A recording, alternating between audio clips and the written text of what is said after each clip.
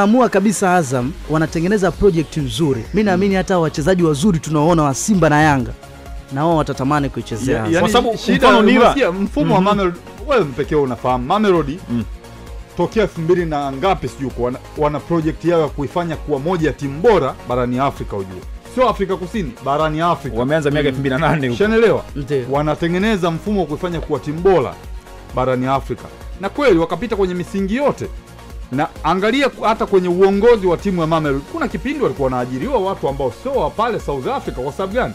Wanahitaji watu wenye experience ya kuongoza soka na sio watu wenye umimi, kwamba kuna baadhi ya watu kwenye ligi ya South Africa walishagawana, huyu ni Kaizer, huyu ni Orlando Pirates.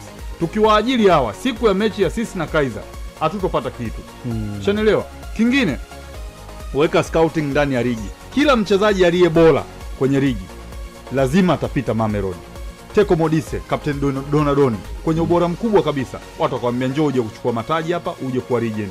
Yule pale leo hii anahitaji Mamelodi Sundowns kwa sababu wanajua kitu gani wanachokifanya. Mamelodi kila nchi ya Afrika, kasoro Tanzania tu, labda na East Africa, nchi za Uganda na Kenya, mpaka Sudani wameweka sehemu za vituo vyao, wanafanya scouting ya wachezaji. Na ndio maana tuliona yule mchezaji kutoka Sudani, Abubakar Nassir, Yanga ndo wa kwanza kumuona, lakini kumbe tayari Mamelodi wana connection ya kumpata yule mchezaji. Waliwapata vipi wakina kama Birati kutoka ile Ajax Cape Town? Shona.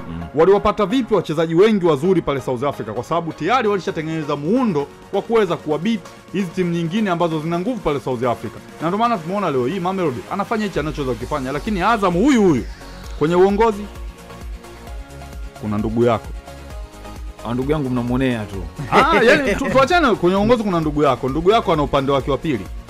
Kesho anahitaji mechi na upande wake wa pili. Azam viongozi hawana nguvu. Azam wanaovuruga ni wale wenye timu wenyewe. Mamelodi wamejua kitu gani ambacho wanakitafuta. Unajua kwenye project yao, na ndio maana wanafanikiwa kwa sababu wanajua kitu gani wanachokitafuta.